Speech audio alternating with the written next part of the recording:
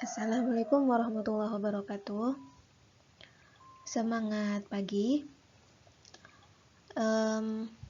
Tidak terasa sebentar lagi kita akan menghadapi penilaian tengah semester untuk semester Gasal ini tahun 2020-2021. Nah, pada kesempatan hari ini saya akan membagikan pembahasan tentang kisi-kisi penilaian tengah semester khusus pelajaran pendidikan agama Islam kelas 10.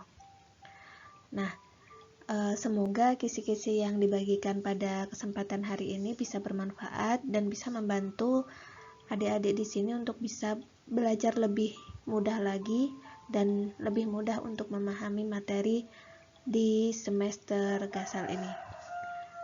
Kita lanjutkan di slide selanjutnya. Nah, bab apa yang akan diujikan? Jadi, untuk penilaian tengah semester besok, tanggal 11 September 2020, materi yang digunakan itu ada 2 bab. Bab yang pertama itu terkait dengan materi selalu dekat dengan Allah Subhanahu wa Ta'ala, yang isinya kurang lebih tentang Asmaul Husna, ya. Kemudian bab yang kedua yang akan diujikan adalah bab tentang adab berpakaian sesuai syariat Islam. Bab ini bisa kalian temukan di buku paket ataupun di LKS bagi yang sudah punya, ataupun di internet. Jadi kalian bisa belajar di banyak sumber materi yang terkait dengan apa yang akan diujikan.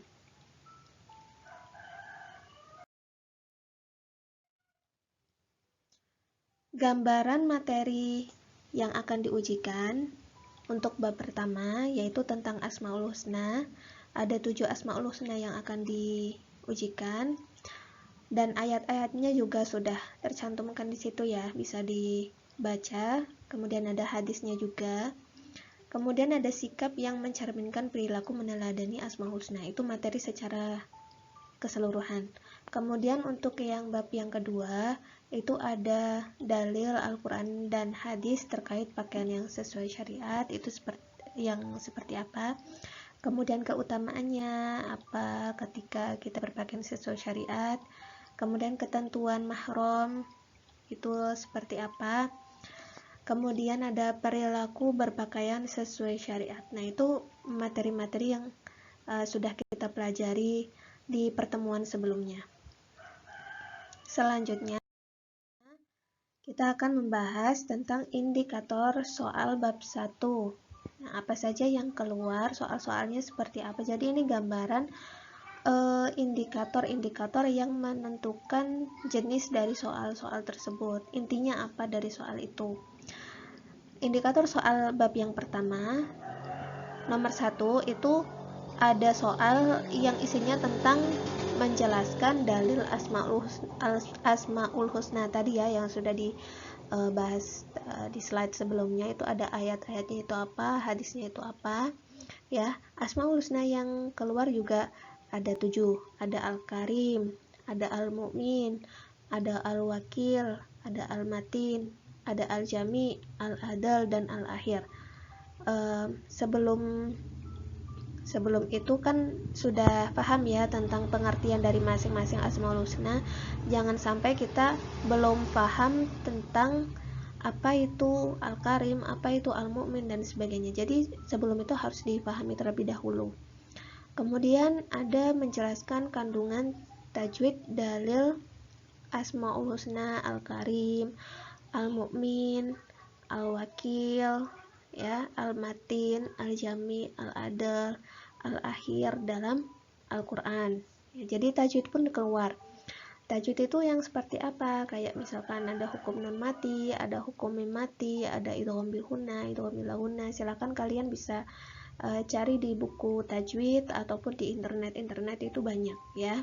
Silakan kalian pelajari, kalian latihan, kalian tulis dalilnya. Dalil Asmaul Husnanya ditulis di buku tulis, kemudian kalian coba tentukan tajwidnya secara mandiri ya, biar kalian juga bisa lebih mudah nanti kalau misalkan keluar soal yang mengenai tajwid, kalian sudah paham tentang itu. Kemudian yang ketiga, ada menjelaskan makna Asmaul Husna. Apa sih itu Asmaul Husna ya? Asmaul Husna itu apa, berapa, kemudian isinya apa saja, kalian coba pahami.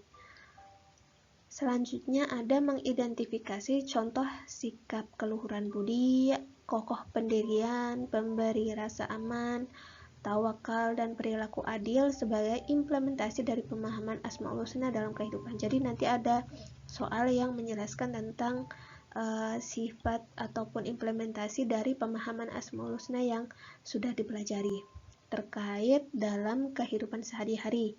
Nanti itu secara garis besarnya seperti itu. Next slide. Ya, ada indikator untuk bab yang kedua. Ada menyebutkan dalil berpakaian sesuai syariat Islam. Nanti kalian bisa tulis apa saja dalil-dalilnya. Kemudian hadisnya seperti apa, kalian pahami lebih dalam. Kalian mungkin bisa dihafalkan artinya, dihafalkan dalilnya ya, biar lebih mudah. Selanjutnya menjelaskan kandungan tajwid. Nah ini sama ya, tajwid ya.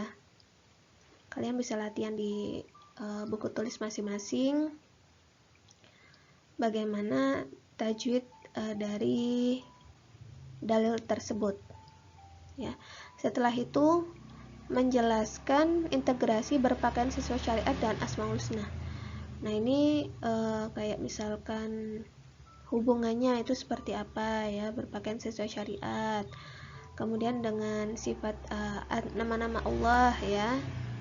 Misalkan kenapa manusia itu disyariatkan untuk berpakaian sesuai syariat ya, karena Allah itu maha pengasih ya, biar manusia terlindungi dari mara bahaya, misalkan seperti itu ya, dan lain sebagainya. Slide selanjutnya, indikator yang keempat menyebutkan keutamaan tata cara berpakaian sesuai syariat Islam. Keutamaannya apa? Kalau misalkan kita berpakaian sesuai syariat Islam, kalian bisa jelaskan, kalian bisa sebutkan ya. Kemudian menjelaskan ketentuan mahram. Mahram itu apa sih? Coba kalian cari artinya mahram itu apa, bedanya mahram sama muhrim apa, biar kalian juga paham. Indikator selanjutnya menyebutkan ketentuan berpakaian sesuai syariat Islam. Nah, ketentuannya apa? Kalau untuk muslim laki-laki seperti apa berpakaiannya? Kalau yang muslim perempuan seperti apa cara berpakaiannya yang sesuai dengan syariat Islam? Kemudian menunjukkan perilaku berpakaian sesuai syariat Islam. Perilakunya seperti apa? Ya, nanti bisa dijelaskan. Nah, itu beberapa indikator. Kemudian indikator-indikator itu akan dijabarkan sebanyak sekitar ya, kurang lebih soalnya nanti 35-40 soal. Waktunya ada 90 menit. Nanti kalian kerjakan di Google Form yang sudah dibuat oleh Bapak Ibu guru ya. Dan referensi yang bisa kalian pelajari bisa diambil dari Al-Qur'an, ada Al-Hadis, ada buku paket, ada LKS bagi yang ada internet, ada buku tajwid dan sebagainya. Nah, semoga di indikator-indikator yang sudah Ibu jelaskan tadi bisa memberikan gambaran tentang bagaimana isi dari ataupun gambaran dari soal-soal yang akan keluar dan bisa memudahkan kalian untuk belajar. Jangan lupa berdoa dan berusaha dan optimis ya. Walaupun memang ketika ujian tidak ada yang mengawasi, tapi Allah selalu mengawasi kita. Kerjakan dengan baik, kerjakan dengan bertanggung jawab, kerjakan dengan jujur, optimis ya. Kalau misalkan insya Allah kalau kita belajar sungguh-sungguh akan mendapatkan hasil yang terbaik. Jangan sampai kita mengorbankan harga diri kita dengan mencontek, dengan tidak jujur, karena itu menjadikan hasil kita itu kurang berkah.